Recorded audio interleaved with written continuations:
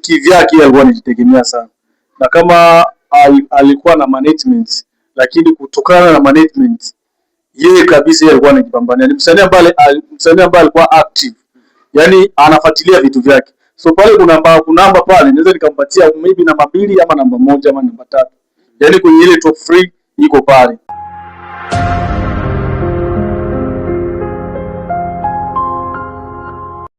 Yo, what's up?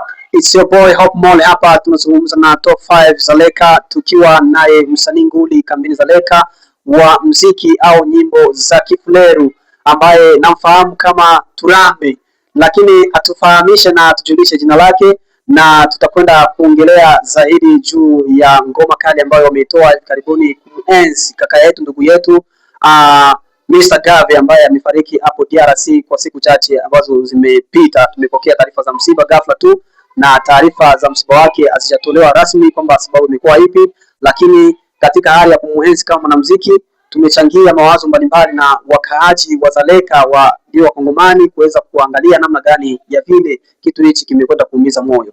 Bali yako kaka? Nzuri, labda mzima kabisa. Niko poa kabisa. Kwema nyumbani?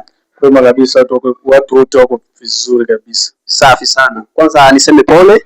Asante. Yeah.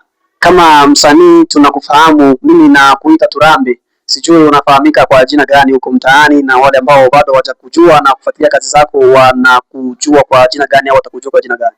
Yeah, mimi ni Fankson Boyv. Ama unaweza pendo niite Toto la Sange. Yeah, yote majina yangu. Toto la Sange. Yeah, vitu kama vile.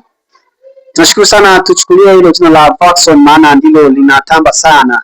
Na tunazungumza au tuko kwenye habari za msiba ambao umetukuta hivi ghafla hapa siku za nyuma, na ndugu yetu Mr. Gav ametuacha. Na wewe kama msanii umelipokeaje jambo hilo au limekuingiaje baada ya kupokea taarifa hii? Mimi kipindi nimeipokea taarifa nilikuwa nipo sehemu ambapo ya fujo sana, so akanitumia picture. Nikasema mbona kama hii inaweza kuwa ni utani. Sasa nilivyoenda nyumbani, nikafika nyumbani, nikafungua simu, nikakuta message ziko nyingi, mapicha, kweli nini. So ile kipindi yani nilisikia vibaya sana, kulingana ni mwenzetu ametuacha, msanii ambaye alikuwa anapambania tena hii game ya uva. So ni kitu ambacho kimeniumiza sana, na sikutegemea kama inaweza katokea hivyo, but hivyo shatokea na inabidi tukubaliane. Yeah. Vitu kama vile. Kwa hiyo wewe umemfahamiaje msanii Mr. Gave kwa kusema kwamba mpaka ije kutokea umetoa wimbo kwa ajili ya kumuenzi msanii huyu?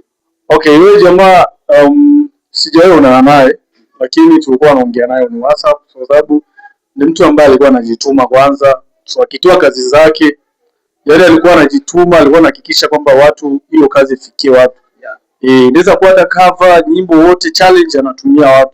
So ndio kitu ambacho niliona Mr. Gave alikuwa iko tofauti sana, kwa sababu yeye alikuwa na kazi ndogo ama kubwa. Yaani hata hiyo ndogo atakutumia ile mradi ifikie watu na watu wengi waipate. Lakini ukisema kama vile tushaionana ama kukutana naye ni hivyo mtandaoni na kukubaliana ngoma, anaposti kazi zangu na mimi naposti. So vitu kama vile. No. Kwa hiyo na ile project ya mwisho ambayo tu alikuwa ashanitumia cover, ilikuwa shafikia watu.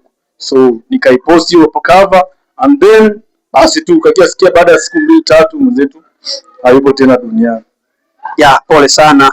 Na kama msanii ambaye tumemchukulia kwa viwango vya juu sana, ni kweli amekufa na wapo wengine ambao watashika nafasi yake, lakini umemchukulia Mr. Gave kwa nafasi au kwa hatua gani au kwa level gani kati ya wasanii ambao umekuwa ukiwafuatilia kwa aina ya uimbaji ambao amekuwa akiuimba? Kiukweli mimi pale naweza nikamweka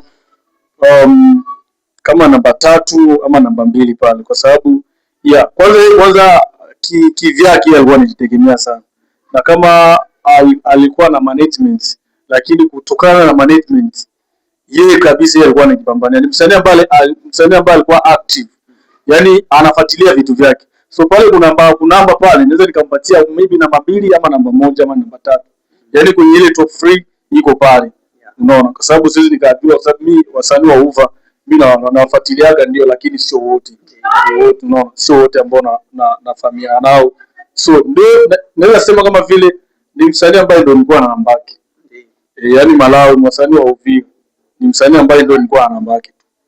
Tunaendelea kupambana, kama ni game ya over kutatokea wengine ambao watafanya zaidi yake, ambao watajenga Uvira, yani watapeleka Uvira international kama yeye alivyokuwa na napenda. So sina mengi ya kuongea about yeye, but all in all tumuombe kwa Mungu, Mungu amlaze mahali pema peponi.